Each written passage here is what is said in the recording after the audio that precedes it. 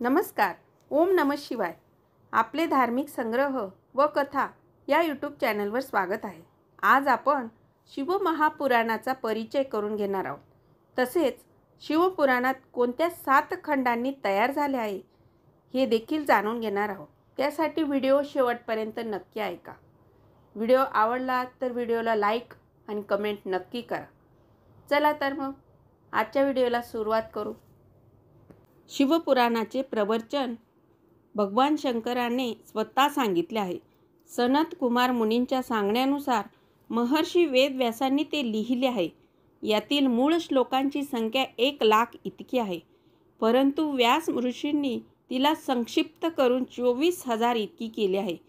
हिंदू धर्मातील पुराणांमध्ये शिवपुराण 4थ्या स्थानावर आहे.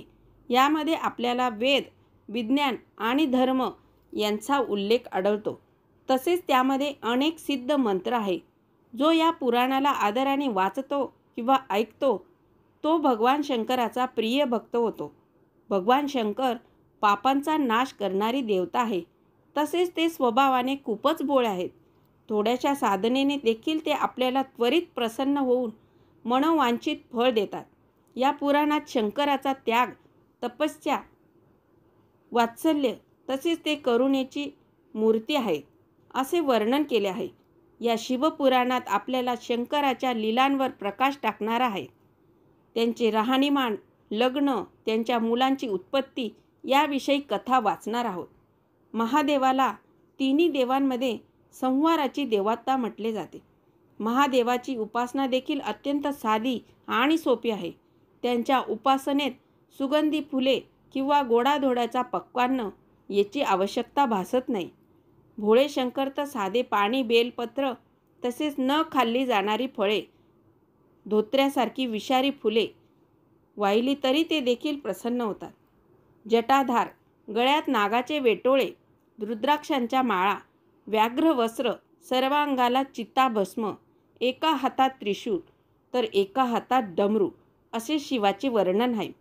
डमरूच्या कर्णभेदी आवाजात ते सतत नाचत असतात. त्यामुळे त्यांना नटराज असेही संबोधले जाते. भगवान शंकराला नीलकंठ ही म्हटले जाते.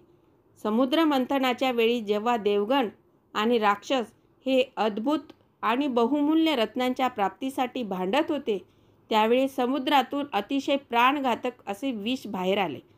त्यावेळी सर्वजण मागे हटले. कोणीही विष पिण्यास तयार नव्हते. त्यावेळी शंकराने ते विष पिऊन आपल्या कंठात साठवले, म्हणून त्यांचा कंठ निळा पडला. तेव्हा त्यांना नीळकंठ असे संबोधले जाते.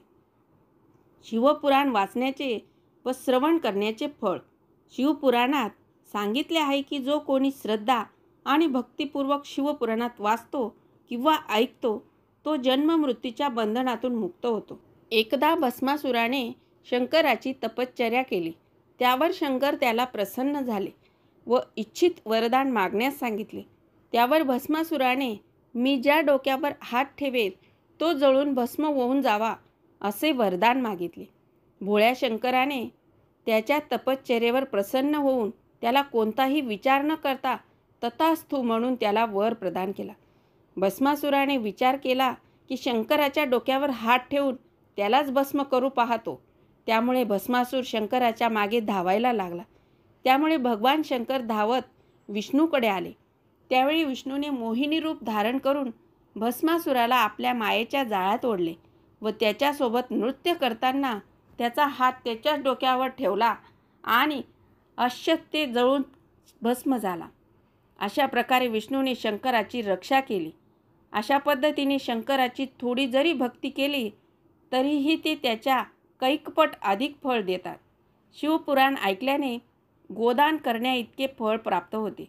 निपुत्रिकाला पुत्र, मोक्षार्थाला मोक्ष प्राप्त होतो. जो रोज शिवपुराण वाचतो किंवा ऐकतो तो संसारातील सर्व भोग भोगून शिवचरणांना प्राप्त होतो. शिवपुराणाचे रूप. शिवपुराण हे 7 खंडांनी तयार झाले आहे. 1.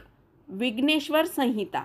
यात शिवरात्रीचे व्रत, पंचकृत्य, ओंकाराचे महत्त्व, शिवलिंगाची पूजा, शिवाचे भस्म, रुद्राक्षाचे महत्त्व वर्णिले आहे. 2. रुद्रसंहिता. यात शिवाचे जीवनचरित्र, नारदांनी मोहकथा, सतीचे यज्ञकुंडात आत्मदहन, पार्वतीचा विवाह, मदनदहन, कार्तिक स्वामी व गणपतीच्या जन्मकथा, शंखचूडाशी युद्धाची कथा असा उल्लेख आहे. 3. शतरुद्र संहिता. यामध्ये शिवाच्या अन्नचरित्राचे व घेतलेल्या अवताराचे वर्णन आहे. त्यामध्ये प्रामुख्याने हनुमान, ऋषभदेव, अर्धनारी नटेश्वर, अश्वत्थामा यांची अवतार धारण केलेल्या कथांचा समावेश आहे. तसेच शर्व, भव, रुद्र, उग्र, भीम, पशुपती, ईशान, महादेव या शंकराच्या अष्टमूर्ती दर्शनाचे वर्णन आहे. 4. कोटी रुद्र संहिता.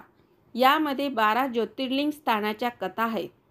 तसेच विष्णूने लिहिलेल्या शिवाच्या सहस्र नामाचे वर्णन आहे. यामध्ये शिवरात्री व्रताचे महत्त्व आहे. 5. उमा संहिता.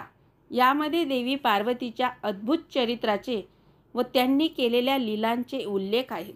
6. कैलास संहिता.